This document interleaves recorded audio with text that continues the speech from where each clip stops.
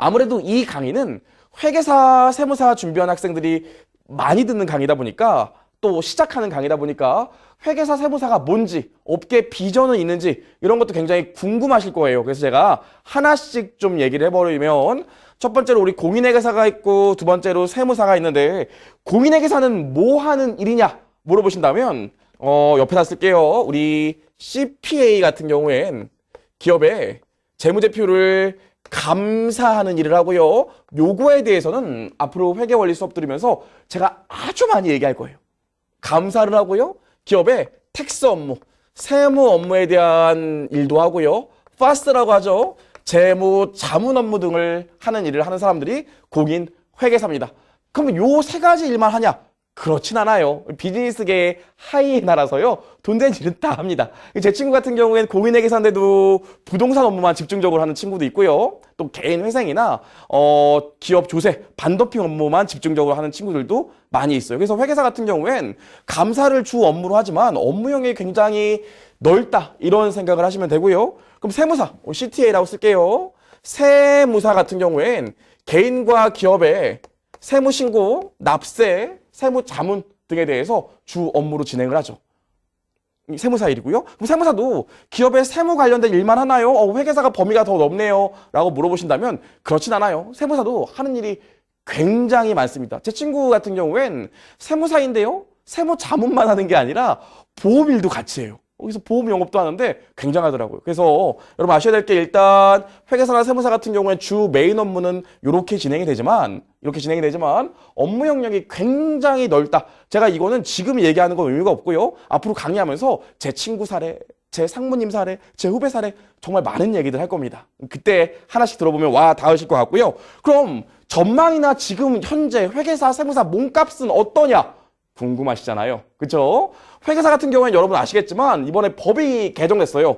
어떤 게 개정되냐면 표준감사제도가 도입됐죠. 표준감사제도가 도입됐습니다. 그래서 옛날 같은 경우엔 기업이 우리 회사 재무제표 좀 감사해줘 그러면 얼마에 했는지도 정해지지 않았고 몇 시간을 투입해야 되는지도 정해지지 않았어요. 그러다 보니까 아무래도 여러 가지 문제들이 있었죠. 그것도 나중에 뒤에서 얘기할게요. 그러다 보니까 업계가 좀 안 좋았었는데 우리 표준감사제가 도입되면서 정말로 요즘 회계사 금값입니다. 회계법인 퇴사한 친구들 같은 경우에 회계법인에서 다시 전화해요. 너 좀 돌아와서 일 좀 해줄 수 없니? 이런 얘기도 하고요. 여러분 이게 제일 궁금하시잖아요. 초봉은요. 제가 듣기로는 요즘 회계법인, 대형 회계법인 기준으로 초봉이 1년차, 이제 막 시험 붙고 들어간 친구들 같은 경우에 초봉이 6천 정도 되는 걸로 알고 있어요. 조금 차이는 있겠지만 그 정도 된다고 하더라고요. 그래서 업계 사원 굉장히 좋고요. 그럼 세무사는 어때요? 라고 물어보시면 아시겠지만 회계사랑 세무사랑 하는 일들이 거의 비슷하고 물론 감사에서 차이가 나지만 서로 같은 영역에서 일을 하는 경우가 많기 때문에 회계사 몸값이 올라가면 세무사 몸값도 자연스럽게 올라가게 됩니다. 그래서 요즘 회계사, 세무사 모두 다 화랑이다. 업계 화랑이다.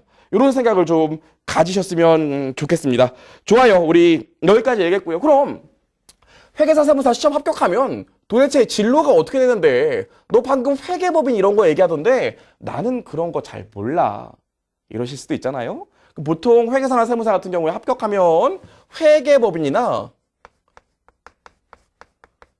혹은 세무법인에 입사하게 됩니다.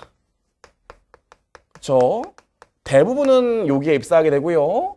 그 다음에 또 어딜 가나요? 일반 기업체에 가는 경우도 많아요. 제 친구 같은 경우에도 회계사 시험 합격하고 혹은 제 후배 같은 경우에 세무사 시험 합격하고 금융권을 가거나 대기업에 간 경우도 있습니다.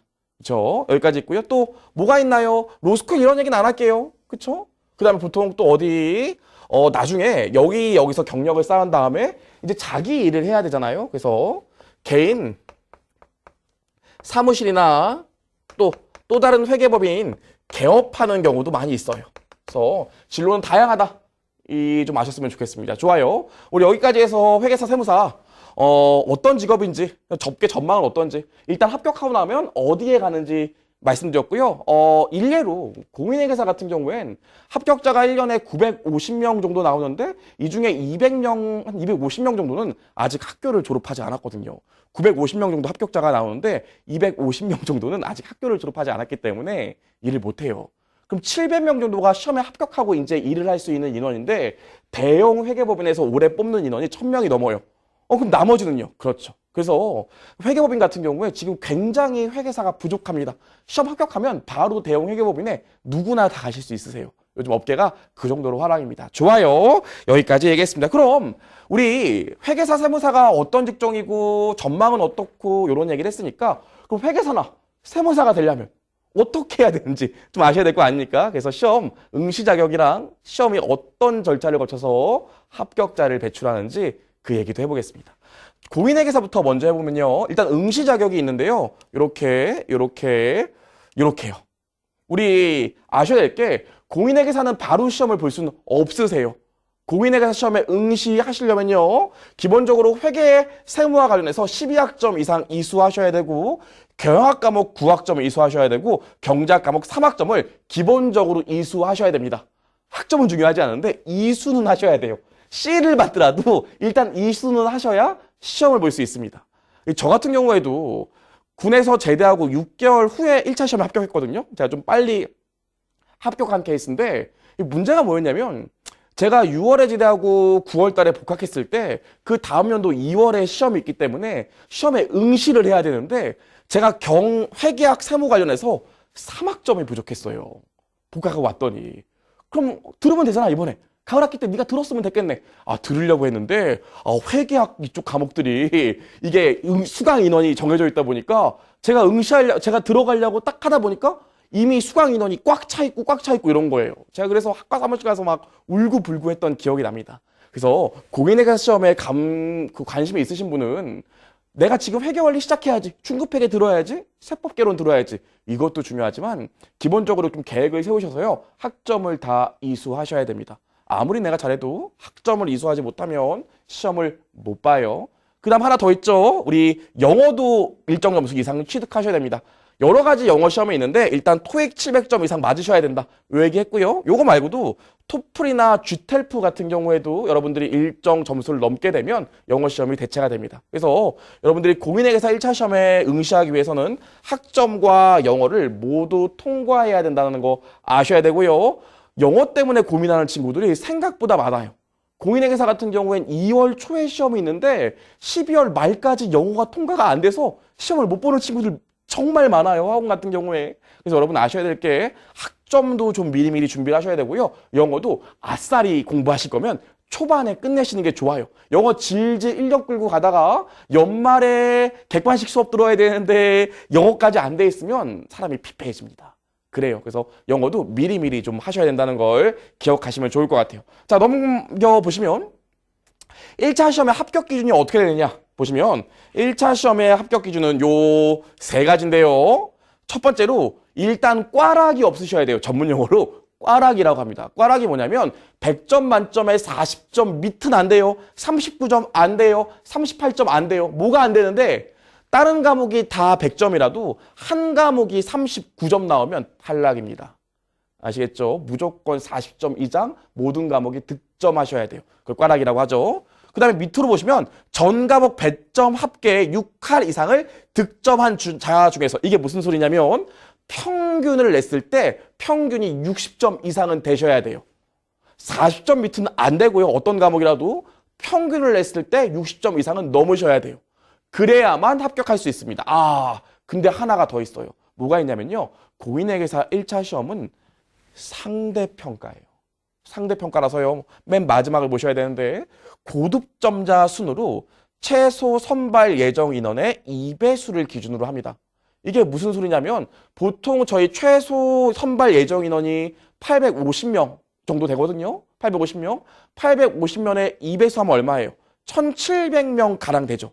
1700등 안에 들어야 돼요. 응시하는 사람 중에. 어떻게? 40점 밑으로 없고 평균 60점인데 1700등 안에도 들어야 되기 때문에 사실 솔직히 말씀드리면 공인회계사 1차 시험이 우리나라 자격사 시험 중에서 1차 시험 중에서는 가장 어렵습니다. 뒤에서 보겠지만 기본적으로 책도요. 기본적으로 공인회계사 1차 시험에 합격하려면 10,000페이지 정도 보셔야 돼요. 그렇죠? 그래서 굉장히 어려운 시험이다. 1차 시험을 놓고 본다면 요 생각을 좀 하셔야 되고요. 자, 넘어가시면 2차 시험의 합격 기준이 있는데 이건 좀 좋아요, 여러분. 보시면 절대평가인데요. 두 가지 기준이 있거든요. 매 과목 배점이 40점 이상이셔야 돼요. 똑같은 소리죠. 꽈락이 있으면 안 되고요. 두 번째로 보시면 전 과목 배점 합계에 6할 이상을 득점한 자 이렇게 나오는데 이건 무슨 소리냐면 5과목을 보거든요. 뒤에서 보겠지만 5과목을 봅니다. 이 5과목이 40점 밑으로 떨어지는 과목이 하나도 있으면 안 되고요. 근데 사실 첫 번째 건 의미가 없는 게 두 번째 기준이 무슨 얘기냐면 이 5과목이 다 60점 이상을 득점하셔야 돼요. 이해하시겠어요? 5과목을 보면 5과목이 다 60점 넘고 60점 넘고 60점 넘고 60점 넘고 60점을 넘으셔야지만 합격하시는 겁니다. 다른 거 100점 맞고 다른 거 50점 맞으면 되잖아요. 안 돼요. 공인회계사 2차 시험은 절대평가라서 5과목이 모두 60점 이상 득점을 하셔야 합격합니다. 그럼 뭐예요? 어렵잖아요. 라고 생각하실 수 있는데 이 시험의 특징이 하나 있는데 뭐가 있냐면 부분합격제죠. 부분합격제. 공인회계사 2차 시험은 부분합격제가 있어요. 부분합격제가 뭐냐면 보통 시험들이 2차 시험에 한 번 응시하고 나면 그해 2차 시험에 떨어지더라도 그 다음에 한 번은 시험을 더 볼 수 있게 하죠. 이게 유예제도라고 하는데 공인회계사 2차 시험은 유예제도 플러스 유예제도 받고 뭐가 있냐면 5과목을 다 60점 넘어야 되는데 올해 2과목이 60점 넘었어요. 나머지 3과목은 60점을 못 넘었습니다. 그럼 그 다음 연도 유예 때는 요 3과목만 시험 보시고 요 3과목만 60점 맞으시면 돼요. 그럼 합격이에요. 그게 부분합격제입니다. 그래서 우리 뒤에서 설명을 하겠지만 회계사 2차 시험 같은 경우엔 합격률이 40% 이상 됩니다. 세무사 2차 시험은 2차 합격률이 15% 정도 되거든요. 세무사 2차 시험은 합격률이 40%예요. 이유가 뭘까요? 더 어려워서? 더 쉬워서? 그런 건 아니고요. 부분합격 제도가 있기 때문에 요즘에는 1차 시험 붙고 나면 첫 번째 2차 시험 볼 때는 전략적으로 한 3과목 정도만 공부하고 그 다음에 또 한 3과목이나 2과목 공부해서 합격하는 걸 많이 노리죠. 아시겠죠? 그래서 공인회계사는 2차 시험이 부분합격 제도가 있어서 1차 시험에 상대평가의 문만 뚫고 나면 한번 해볼만 하다. 이런 생각을 갖고 계시면 될 것 같습니다. 좋아요. 그럼 공인회계사는 어떤 과목들을 시험을 보는지 제가 좀 얘기를 해볼게요.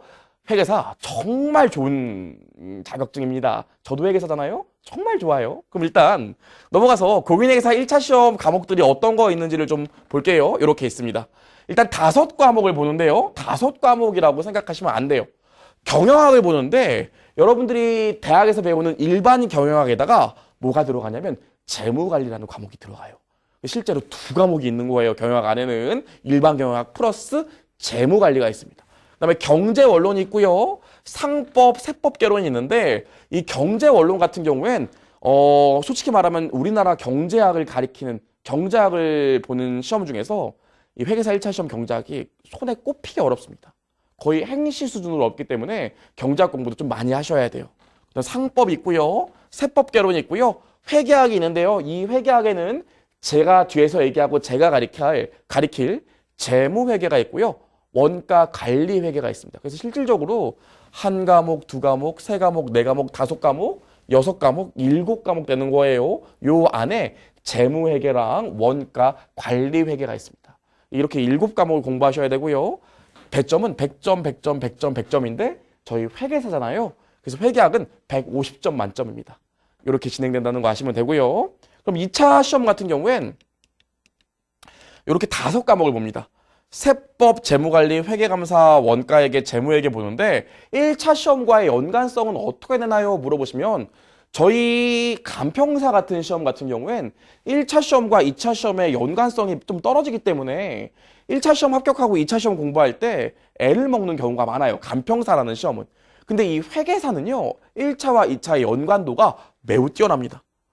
여기 세법개론 배운 게 여기로 들어가요. 똑같아요. 여기 재무관리가 요 내용입니다. 똑같습니다. 회계감사만 따로 배우고요. 여기 회계학 안에 제가 아까 뭐 있다고 그랬어요. 재무회계랑 원가회계 있다고 그랬죠. 그게 여기예요. 그래서 회계사 같은 경우에 1차 시험 열심히 공부하시고 1차 시험 합격하시면 회계감사만 따로 동차 때 공부하시면 별도로 부담되게 더 얹어지는 과목들은 없다. 이런 걸 좀 알고 계시면 될 것 같습니다. 좋아요. 우리 여기까지 해서 회계사 시험 제도까지 봤는데 저 회계사 한번 해볼게요. 좋은 것 같아요. 그럼 어떻게 공부하면 돼요? 그렇죠. 그래서 제가 과목 순서, 공부하는 순서를 좀 알려드리겠습니다. 일단 무조건 회계 원리를 좀 들으셔야 돼요. 선생님, 저는 대학 때 회계 원리를 들었는데 안 들어도 되죠? 이렇게 물어보신다면 제 말은 들으세요예요. 왜냐면 대학교 때 들었던 회계 원리랑 이 회계사 세무사 학원에서 가르치는 회계 원리는 간극이 꽤 큽니다. 그래서 좀 더 밀도 있고 다양한 내용들을 배우고 이 회계 원리에서부터 나중에 2차 때 배울 스킬들을 다 얘기하는 경우가 많기 때문에 회계 원리를 한번 들어주시는 경우가 좋아요. 여기까지 하고 나서요.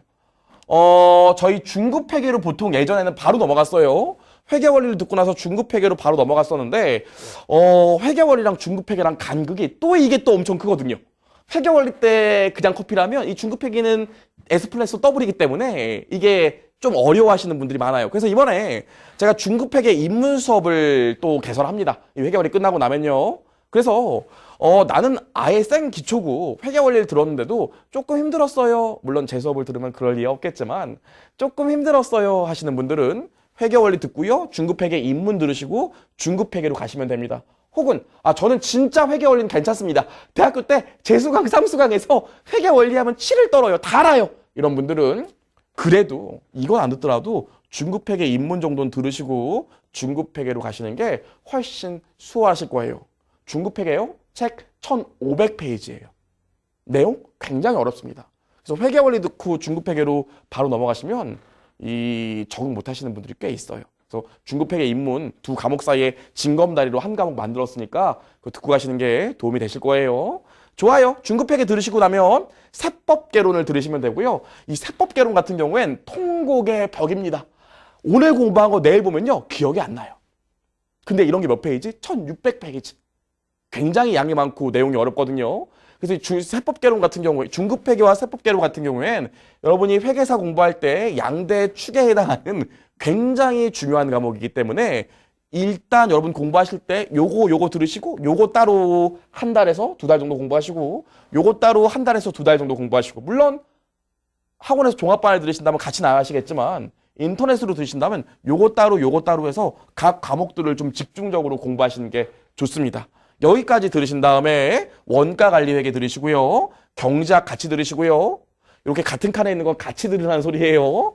재무 관리 들으시면서 상법, 경영학 택일해서 들으시면 될 것 같습니다. 그래서 우리 공인회계사 1차 시험 합격할 때까지는 요 순서로 우리가 수업을 들으시면 됩니다. 해커스에서 그 노력을 합격이라는 결과로 바꾸어 드리겠습니다.